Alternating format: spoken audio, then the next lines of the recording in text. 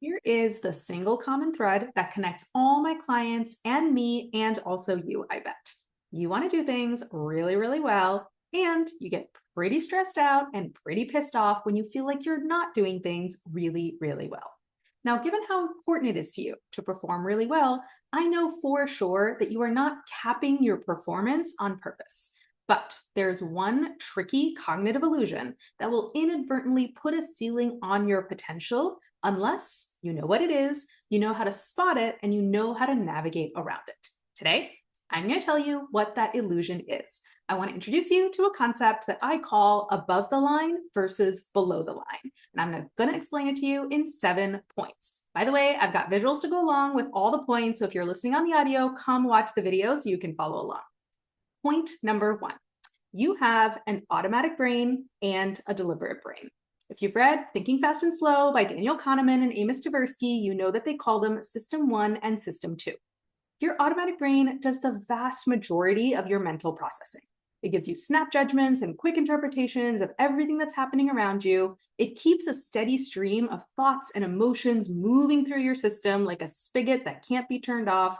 And on top of those automatic interpretations, it also gives you spontaneous action plans for what to do about your situation. And then it nudges you until you follow its action plans. And you, AKA your deliberate brain, mostly just go along with its suggestions. Your automatic brain is like the elephant, and you, your deliberate brain, are like the rider. You're mostly just riding along with slack reins, going wherever your elephant takes you. Point number 2. Your automatic brain, broadly speaking, tends to go into one of 2 states, which I call above the line or below the line. So your automatic brain generates thousands of thoughts and hundreds of emotions all day long. But broadly speaking, all those thoughts and all those emotions can be categorized into one of these 2 states, above the line and below the line. Below the line is when your brain detects a threat and activates its protective mechanisms, things like fight or flight or freeze or fawn or flop, etc., etc. Above the line is when your brain does not detect a threat, and therefore it doesn't activate any protective mechanisms. And what's left over when you're not in a protective, threatened state is what I like to call flow. This is your true self, your wisest self, the version of you that does your best thinking and problem solving. I'm going to talk more about this in point number 5, but now let's just move on to point number 3. Point 3. There's simple patterns to what your brain tends to do when it's below the line or in a threatened state. So when it's in a threatened state, your brain tends to make 2 crucial decisions to figure out how to deal with the threat that's in front of it.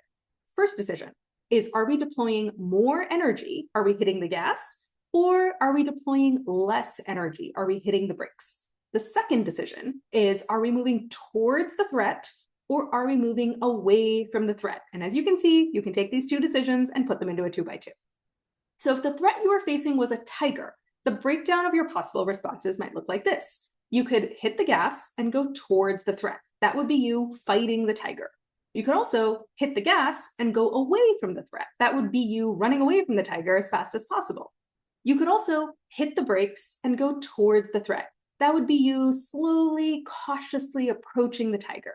You could also hit the brakes and go away from the threat. That would be you flopping and just playing dead. And sometimes your brain gets so worked up that it hits the gas and it hits the brakes at the same time, in which case you just freeze and you stand there staring at the tiger like a deer in headlights. Now, most of us are not facing tigers on a day-to-day basis. And so when the threat you face is bad performance, the breakdown of your possible threatened fight or flight responses might look like this. You can hit the gas and go towards the threat, which is you overworking, you working all hours of the night, all hours of the weekend, just trying to catch up and get back into good performance. You could also hit the gas and go away from the threat. That's you procrastinating. That's you doing anything and everything you can possibly imagine except for the actual work that needs to be done. You can also hit the brakes and go towards the threat. That's you trying in this like half-hearted, defeated kind of a manner where you're like telling yourself it's impossible the whole time, but you're just kind of going through the motions trying to do the work. Or you can also hit the brakes and move away from the threat. That's you giving up. You just feel heavy and low and depressed, and you just don't even try. You give up before you begin. And just like with the tiger, sometimes your brain gets so worked up that it hits the gas and hits the brakes at the same time, in which case you just freeze. And you sit there staring at your computer like a deer in headlights doing absolutely nothing. Now, These 5 things are not the full universe of protective responses. There's a lot more nuanced spots on the matrix that your brain can hit, but these are just some of the most common things brains tend to do when they're in a threatened state. The other thing you might notice is that when your brain is in a threatened state, you sometimes see it pinging around these different responses. That might look like you spending the whole day procrastinating down here, and then you pull an all-nighter to get the work done. That's you moving up here. Or maybe you just give up and do nothing for a while, and you feel like, oh, this is impossible. Why should I even try? And then you kind of feel bad about doing nothing, so then you do some half-hearted trying and you move over here. Or you could see any other kind of pinging around combination. Now let's move to point number 4, which is your brain actually does similar things when it's above the line, just without the threat framing. So there's nothing unhealthy about deploying more energy or less energy, or moving towards things or away from things. Your brain actually makes the exact same decisions when it's above the line and not in a threatened state. It's just that instead of responding to a threat, your brain is now responding to a non-threat, which you might call a desire or a goal, or a challenge, or a puzzle, or even just a circumstance. And when the desire or goal that your brain has is good performance, and it's not in a threatened state, here are some of the things that your brain might do. You might hit the gas and go towards your desire, which is you doing deep, focused work with full commitment to making your goal happen. You might also hit the gas and go away from your desire. That might be you pausing your work on this particular goal and spending some time working on your other goals and your other priorities. You might also hit the brakes and go towards your desire. That's actually you thinking strategically, does this actually need my 100% effort, or what are the 80-20 opportunities here? What's the good enough effort that I can put forth so I don't overinvest where it's not needed? You can also hit the brakes and go away from your desire, which is you stepping away, taking a break, and truly, truly resting. And you can also hit this spot in the middle of the matrix, which I call strategic waiting, which is where you make a conscious choice to pause, wait for more data, wait for things to play out before deciding what action to take. Now, just like with the protective responses we just talked about, these 5 things are not the full universe of flow actions that you might take. There's a lot more nuanced spots on the matrix that your brain can hit. These are just some of the most common things that brains tend to do when they're not in a threatened state. And just like we talked about before, when your brain is in an unthreatened state, you might notice it pinging around between these different responses. For example, you could put in some deep focused work for a few hours, then you step away to hit the gym and have dinner with your family, aka focusing on other priorities.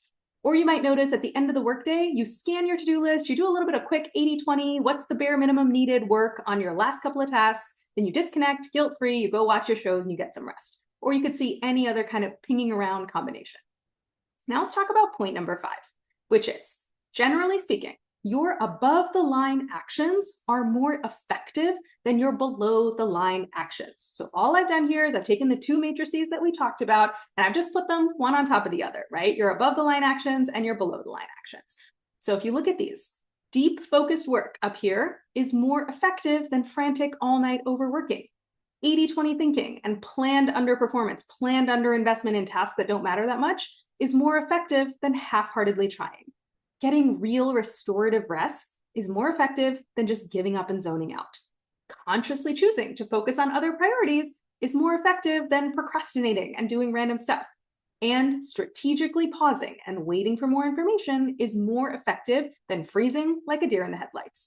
So for any possible spot on this matrix, whether you're deploying more energy or less energy, whether you're moving towards something or away from something, you take more effective action when your brain is not in a threatened state, when it's above the line. And here's a total bonus as well. You also feel way better when you are above the line. You're not stressed, anxious, and burning out. You are calm, focused, grounded, and in flow.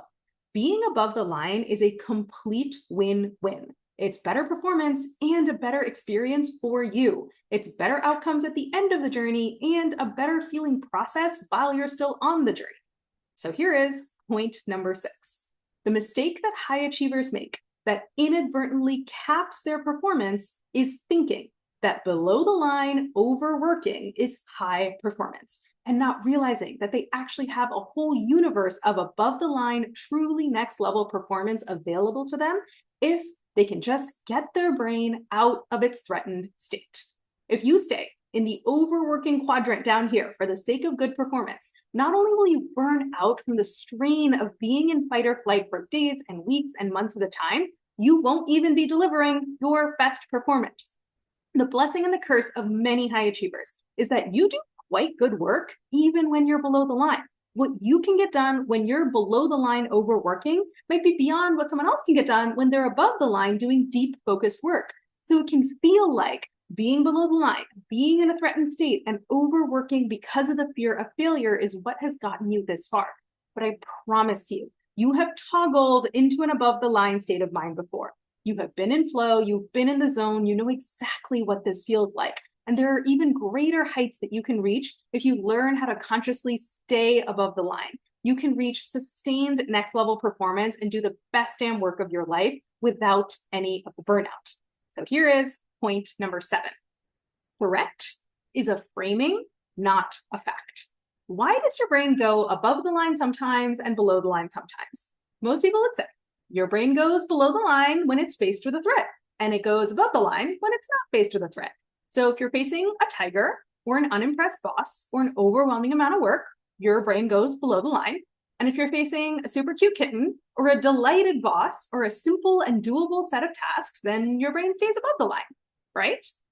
If this was true, then your only option for keeping your brain above the line and accessing your best performance would be to make your world smaller. You'd have to architect your circumstances so that you never face anything that scares your brain. And architecting your circumstances to keep your brain above the line is not a bad thing to do. It's actually a really powerful lever you can pull to access your best performance. It's just not the only lever that you have. Because here's the truth that makes your world bigger instead of smaller. Correct is a framing, not a fact. So keeping your brain above the line is not about avoiding scary situations and putting yourself in non-scary situations. It's actually about changing your scary framings of situations into non-scary framings of those exact same situations. Let me give you an example that I experienced literally just this past week. So I've been working really hard to eat healthy and stick to my food plan for the last several weeks. And at the middle of the last week, I was so proud of myself because I had managed to stick to my eating plan for 19 days straight, which is a big deal for me, okay? And then on day 20, I went out for drinks with a friend and I was planning to have just one glass of wine with them and then go home and eat my meal prep dinner. And what actually happened is my one glass of wine turned into 2 glasses of wine at the bar. Then I had a whole bunch of appetizers at the bar. And then I came home and I put in a big fat takeout order and I ate a bunch of food on my couch. And I woke up the next morning and my first thought that my brain gave me was, you totally screwed this up. You broke your streak, you idiot, and you have nobody to blame but yourself, which is a totally scary framing of the situation. And it immediately sent my brain below the line. And the suggestions that my brain gave me while it was below the line were things like, how about you just eat nothing today to make up for this, which is the fitness version of unsustainably overworking that's not going to work long term. Or my brain was also like, how about we just say fuck it and eat whatever we want for the next few days? That would be giving up. Or my brain also suggested, how about we just lay here and feel terrible about ourselves for the next hour or two, which is kind of just like freezing. Now, I've been doing this long enough that I knew that the problem was not the situation itself, but rather the scary framing of the situation that my brain had come up with.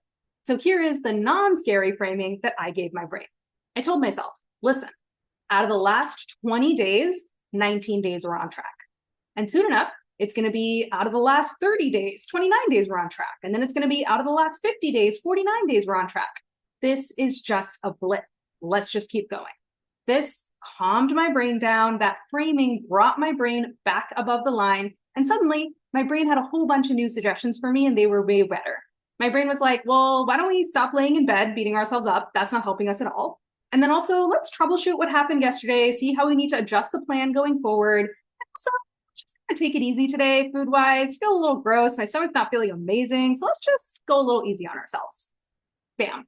Same situation, different framing. My brain went from below the line to above the line, from a threatened state to an unthreatened state. And suddenly I had a way more effective way of handling the exact same situation.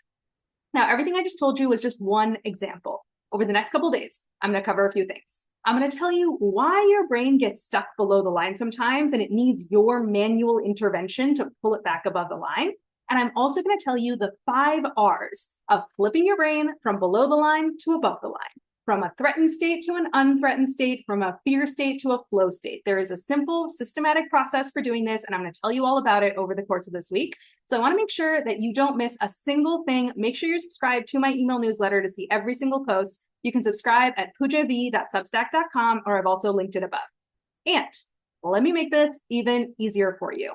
Instead of waiting around for each new newsletter to come out and then DIYing the stuff for yourself, just come talk to me and let me help you. You can drop by anytime for a no strings attached coffee chat. Here's how it works. You're going to come and tell me what's on your mind, what problem you're facing that's got you feeling stressed out or stuck, and I will help you pull your brain out of the fear state and back into your flow state so you can see the best way to handle your situation. And I'm also happy to give you some advice based on the hundreds of hours I've spent coaching high achievers just like you in very similar situations. And once we're done, off you go on your merry way, unstressed and unstuck. The link to book a free coffee chat is above. Or you can also book a consult call and we can map out what a full coaching engagement might look like.